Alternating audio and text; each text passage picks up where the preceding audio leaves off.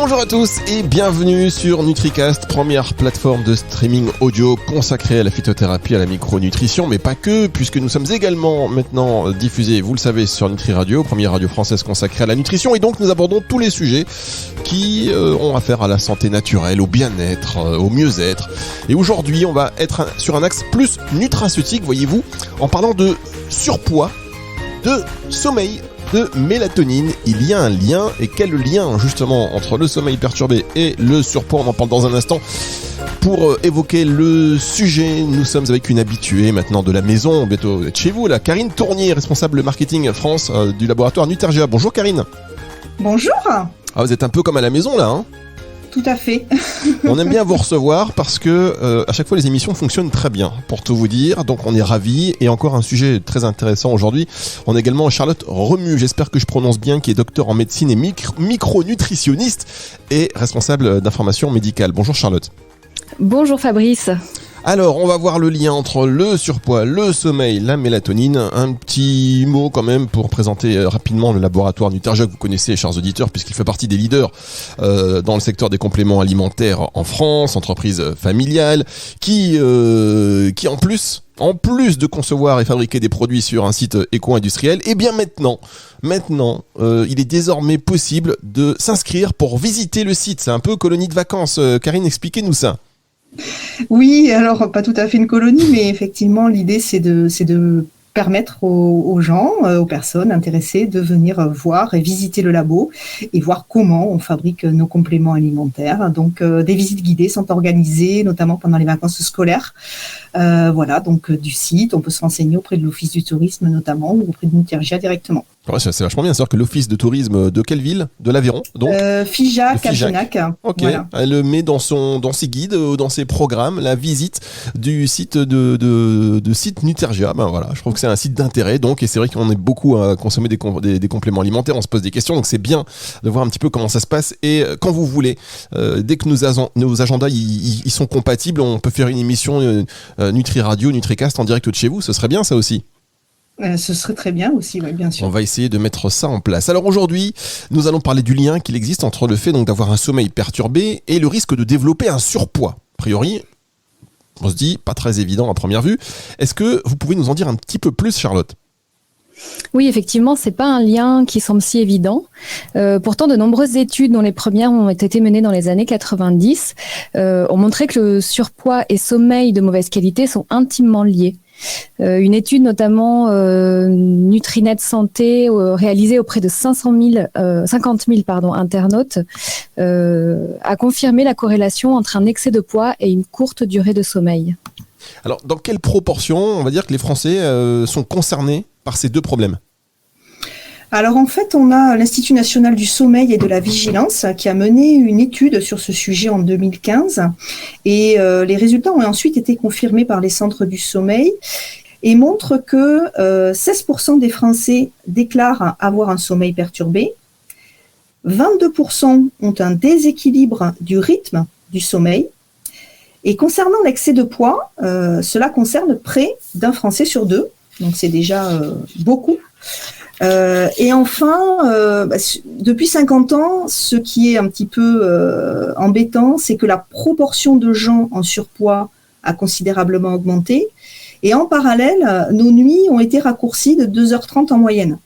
Et donc, c'est un vrai problème de santé publique, en fait. D'accord, donc il semble en fait effectivement exister un lien entre ces deux phénomènes, sommeil perturbé et surpoids. Mais est-ce que vous pouvez nous détailler les mécanismes qui sont impliqués ? Alors le lien qui repose entre ces deux problématiques, repose notamment sur la mélatonine. La mélatonine. Alors rappelez-nous ce qu'est la mélatonine, s'il vous plaît. Alors la mélatonine, elle est appelée l'hormone du sommeil. Elle est synthétisée principalement par la glande pinéale ou épiphyse, qui est une petite glande centrale au niveau du cerveau de la taille d'un pignon de pin, d'où son nom. Et cette mélatonine est synthétisée à partir de la sérotonine, qui est le neurotransmetteur impliqué dans la sensation de sérénité, de détente notamment. Donc généralement, la mélatonine commence à être sécrétée le soir autour de 21h et jusqu'à 7h30 en moyenne le matin. Et on sait que l'exposition à la lumière peut faire varier cette période de sécrétion. Et de ce fait, elle a un impact sur ce qu'on appelle les rythmes circadiens. D'accord. Alors, qu'est-ce qu'on appelle les rythmes circadiens? On sait bien de tout détailler. Alors, les rythmes circadiens, ce sont des rythmes biologiques qui évoluent sur 24 heures, comme par exemple la veille et le sommeil, ou la variation du niveau de la pression artérielle au cours de la journée, les moments de la journée où vont être sécrétées les différentes hormones, par exemple le cortisol le matin, la sérotonine le soir, etc. Et ce rythme permet notamment à l'organisme d'optimiser son bilan énergétique. D'accord. Alors, la mélatonine, l'hormone du sommeil, va jouer sur nos rythmes biologiques. Donc, chaque jour. Hein. Mais quel est le lien avec le poids? En fait, les hormones produites par l'organisme, elles ont un impact direct ou indirect les unes sur les autres. Donc, dormir moins que la durée de sommeil dont on a besoin a des conséquences sur le métabolisme en modifiant la sécrétion des hormones qui régulent le poids et l'appétit. D'accord, donc je vois un peu d'où vient mon problème en ce moment. Alors, les hormones, vous dites, produites par l'organisme, de quelles hormones parlez-vous? Alors la leptine et la gréline, donc il faut savoir que la privation de sommeil d'une part fait baisser la sécrétion de leptine, qui est l'hormone dite de la satiété, dont le rôle est de diminuer la prise alimentaire et d'augmenter la dépense énergétique. Et d'autre part, donc cette privation de sommeil augmente la production de gréline, hormone qui stimule l'appétit. Et après, dernier point, entre autres, le manque de sommeil augmente aussi le taux de cortisol, qui est l'hormone du stress, ce qui tend à augmenter nos envies de sucre. Alors, question que beaucoup de Français finalement se posent, parce qu'on entend des choses très variées, avec des variations un petit peu larges. La durée de sommeil optimale, c'est aller de combien d'heures? Alors, en moyenne, la durée recommandée chez un adulte est de 7 à 9 heures de sommeil par nuit. Et justement, d'ailleurs, il y a une étude menée aux États-Unis qui a mis en évidence que les personnes qui ont une durée de sommeil de 5 heures souffraient, entre autres, d'une altération du métabolisme des glucides. Donc, si je comprends bien, l'impact du sommeil sur notre poids repose sur la régulation hormonale de notre appétit et de notre prise alimentaire, c'est ça? Oui, c'est ça, tout à fait. Et d'ailleurs, sachant que le manque de sommeil favorise la prise de poids, des chercheurs ont voulu étudier l'effet que pourrait avoir l'augmentation du temps de sommeil. Donc, ils ont suivi des personnes en surpoids ayant une durée de sommeil inférieure à 6h30 par nuit. Et ces chercheurs ont observé que chez ces participants, la prolongation du sommeil réduisait l'apport énergétique en moyenne de 270 kilocalories par jour. Ce qui, d'après leur calcul, pourrait représenter une perte de 12 kilos chez ces personnes en surpoids si les habitudes de sommeil étaient maintenues sur 3 ans. D'accord, donc ça veut dire que le manque de sommeil nous fait avoir plus faim, alors qu'un bon sommeil régule positivement l'appétit. Oui, et on peut même aller plus loin, car on sait également que le manque de sommeil nous fait non seulement avoir plus faim, mais aussi choisir des aliments qui ont une plus forte densité calorique et une densité micronutritionnelle plus faible. Ce qui augmente encore la prise de poids, en plus du fait que la sensation de fatigue nous rend davantage sédentaires. Donc c'est vraiment un cercle vicieux qui se met en place. Ouais, d'autant que se sont rajoutés depuis quelque temps les écrans, qui fait qu'on dort moins, parce qu'on fait des séries, 1 épisode, 2 épisodes, 3 épisodes, ouais. Et donc on entend en plus parler du fait que cette exposition aux écrans et donc à la lumière bleue a un impact négatif sur le sommeil. Comment les écrans ils agissent sur notre sommeil?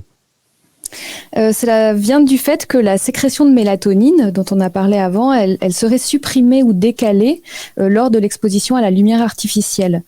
La structure du cerveau où se situe l'horloge biologique centrale est directement connectée à la rétine. Et des chercheurs ont pu quantifier la baisse de mélatonine causée par la lumière artificielle avec un effet plus prononcé pour le spectre correspondant à celui de la lumière bleue. Et donc, une exposition à la lumière bleue le soir provoque un retard de sécrétion et un taux plus bas de mélatonine. Hop là, pardon, je respire. Ce que vous me dites, je me dis, je ne vais plus pouvoir regarder les séries que je veux le soir. Mais en fait, au-delà du fait de regarder beaucoup les écrans, et donc que cela implique davantage de sédentarité et donc une tendance à la prise de poids avec les éléments que vous nous avez apportés, on comprend aussi que cette prise de poids est à mettre en lien avec des taux à baisser de mélatonine. Effectivement. D'ailleurs, une étude chez l'homme a montré qu'une désynchronisation de l'horloge biologique, spécialement par une exposition à la lumière bleue avant le coucher, induisait un risque de surpoids par une perturbation du métabolisme, comme on l'a évoqué précédemment. Alors qu'à contrario, une exposition normale à la lumière permettait de rétablir l'équilibre du métabolisme énergétique. Alors, la mélatonine, garant d'un sommeil de qualité, lui-même agissant sur notre métabolisme et notre prise alimentaire, on comprend donc qu'on doit faire en sorte d'avoir une synthèse correcte en mélatonine. Sur quel axe on peut agir pour atteindre cet objectif ? Alors tout d'abord, il y a, comme nous l'avons vu précédemment, le fait de limiter l'exposition à la lumière bleue, particulièrement le soir avant le coucher. Donc idéalement, pas d'écran pendant les 2 heures avant d'aller dormir. Ensuite, il y a tout ce qui peut favoriser la synthèse de sérotonine, qui, comme nous l'avons dit, est le précurseur de la mélatonine. Donc ça peut comprendre la gestion du stress par des techniques de respiration, de sophrologie, de méditation par exemple. Cela comprend également de maintenir un équilibre de la flore intestinale, entre autres par une alimentation bio, locale, riche en fibres, en limitant les plats industriels, les excès de protéines animales. L'activité sportive est à prendre en compte car d'une part elle permet une meilleure gestion du poids et ensuite il a été montré que notamment lorsqu'elle était pratiquée le matin, elle facilitait l'augmentation de la sérotonine le soir et ainsi avait un impact positif sur la qualité du sommeil. Enfin, on peut aussi axer sur le fait d'apporter du tryptophane par l'alimentation. Tryptophane qui est un acide aminé essentiel, lui-même précurseur de la sérotonine. Le tryptophane. Et alors, dans quel aliment on en trouve du tryptophane ? Alors, on en trouve dans les légumes secs, les légumineuses, dans les céréales complètes, les oléagineux, la banane, l'avocat, le fromage, le chocolat noir. Mais alors, une fois que le tryptophane a été apporté à l'organisme, il y a d'autres nutriments qui entrent en jeu pour sa transformation en sérotonine. Ah oui, d'accord. Donc, c'est pas si simple. Et quels sont ces nutriments ? Alors, les nutriments qui entrent en jeu pour la conversion du tryptophane en sérotonine vont être les vitamines, notamment celles du groupe B et le magnésium. Très bien. Donc, il suffit pas de manger du chocolat noir en regardant des séries. Non, pas du tout.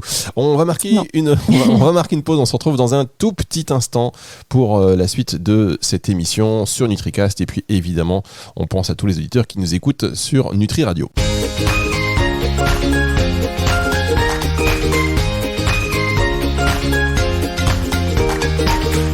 La suite de cette émission sur NutriCast, sur Nutri Radio, c'est vous qui choisissez évidemment. On parle de surpoids, de sommeil, de mélatonine.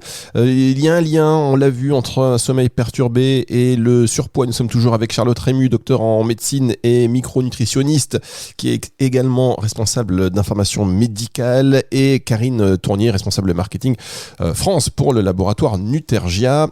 C'est intéressant quand même tout ce que vous nous avez dit. Si vous venez de louper ça parce que vous nous écoutez sur le live et pas en podcast, je vous rappelle que l'émission sera en podcast juste après sa diffusion sur toutes les plateformes de streaming audio. Alors, Karine. Oui. C'est Karine. Qu'est-ce qui prend la parole là ? C'est Karine, c'est Charlotte ? Parce que C'est Karine. Si vous voulez. Très bien, parce qu'on a parlé jusqu'ici de l'importance d'avoir un sommeil régulier et de qualité.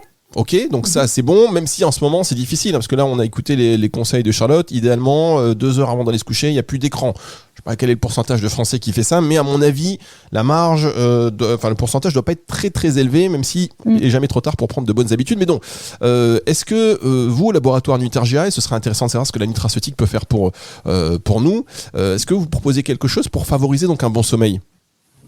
Alors oui, tout à fait. Parlez bien dans le micro, Karine, parce que là, d'un seul coup, vous êtes un peu loin. Oui, tout à fait. Nous pouvons proposer Ergistress Sommeil, qui contient notamment de la mélatonine. Alors, mélatonine, on a vu, on en a parlé il y a un instant avec Charlotte. De quelle origine cette mélatonine ? Alors, la mélatonine que nous utilisons dans Ergistress Sommeil, elle provient de la poudre de jus de cerise, et nos extraits sont titrés en mélatonine, et on retrouve 1 mg de mélatonine pour 2 gélules d'Ergistress Sommeil. Est-ce que ce produit contient uniquement de la mélatonine ? Est-ce qu'il agit en synergie ? Alors, non, il n'y a pas que de la mélatonine. Justement, comme toujours dans nos formules, on préfère axer sur le côté synergique de différents ingrédients. Et d'ailleurs, donc Ergistress Sommeil contient également de l'escolzia, qu'on appelle aussi pavot de Californie, de la passiflore, et ces 2 plantes contribuent à la qualité du sommeil naturel et aident à faire face aussi au stress passager. Et on associe également dans cette formule des vitamines du groupe B et du magnésium nécessaire donc à la synthèse de la sérotonine par l'organisme. Très bien, vous voyez, on parle des produits sur NutriCast, c'est important. Il y a d'autres laboratoires qui proposent des compléments avec des dosages qui sont supérieurs de mélatonine. Alors, qu'est-ce qui va justifier, vous, votre choix d'en avoir mis 1 mg pour 2 gélules ? Alors en fait, ça vient du concept de base qui anime notre démarche, qui est celui de la nutrition cellulaire active. Et selon ce concept, notre objectif est de fournir aux cellules ce dont elles ont besoin physiologiquement pour assurer leur fonction. Donc tous nos produits sont pensés selon cette vision. C'est pour ça que plutôt que d'augmenter les quantités de mélatonine apportées par notre produit, nous préférons lui associer des vitamines et des minéraux nécessaires pour permettre une synthèse naturelle de celle-ci par l'organisme. Très bien, c'est très clair. Et alors, quelles sont vos recommandations en termes de prise de ce produit Ergistress Sommeil ? Donc Ergistress Sommeil va pouvoir se prendre à raison de 2 gélules le soir, idéalement une demi-heure avant le coucher, tout simplement. D'accord, bon, effectivement, avant d'aller se coucher, on imagine, parce que c'est pour favoriser le sommeil, c'est pas le matin avant d'aller travailler, sinon vous ne seriez pas content, j'imagine, au laboratoire. Est-ce qu'il y a des précautions d'emploi qui concernent ce produit ? Ça, c'est important. Oui, il y a quelques précautions qui sont liées à la mélatonine. Donc, on déconseille ce produit en cas d'épilepsie, de maladies inflammatoires ou auto-immunes. Il est déconseillé également chez les enfants, les femmes enceintes et allaitantes. Et un avis médical est recommandé en cas d'épilepsie, d'asthme, de troubles psychiatriques ou de prise d'un autre traitement médicamenteux. Très bien, écoutez, je pense qu'on a fait le tour. C'est intéressant ce sujet de faire le lien justement entre le poids, le surpoids, le manque de sommeil, la mélatonine. Est-ce qu'il y a un dernier point ou un dernier conseil que vous voudriez ajouter avant de se quitter, mesdames ? Oui, moi j'ajouterais que le respect de la chronobiologie alimentaire, c'est également un moyen d'améliorer la qualité de son sommeil. En choisissant de faire un petit déjeuner riche en protéines le matin pour apporter les acides aminés nécessaires à la synthèse de dopamine, qui est une hormone de dynamisme, on va dire, du matin. De prendre une collation vers 16-17 heures avec une banane, une poignée d'amandes ou un peu de chocolat noir pour apporter le fameux tryptophane dont on a parlé tout à l'heure, qui est nécessaire à la synthèse de sérotonine et donc de mélatonine en fin de journée. Et puis de faire un dîner léger pour pas alourdir la digestion pendant la nuit. Voilà, des conseils qu'il faut appliquer. Vous allez voir qu'il y a un effet immédiat et en général, plus on avance en âge, plus ces conseils, on doit les appliquer parce qu'on voit directement, quand on fait un dîner un peu copieux, qu'on a du mal à dormir. Pareil pour les écrans. Et voilà. Et juste pour les petits déjeuners, Charlotte, j'en profite de vous avoir. On m'a conseillé récemment des sardines au petit déjeuner. C'est un peu... Excellente idée. Ah, c'est une bonne idée. D'accord, parce que depuis que je suis célibataire, depuis que je mange des sardines le matin, j'ai plus personne dans ma vie. Mais vous continuez. D'accord, donc c'est une bonne idée en termes nutritionnels, c'est une bonne idée ?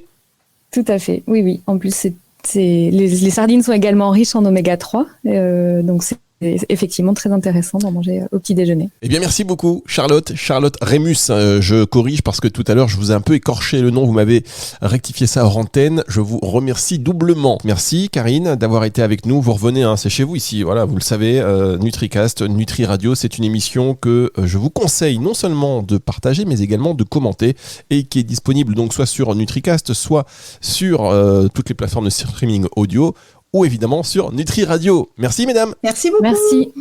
On va se retrouver très bientôt pour une autre émission sur NutriCast. Et si vous êtes sur Nutri Radio, eh bien c'est le retour de la musique tout de suite, bien évidemment.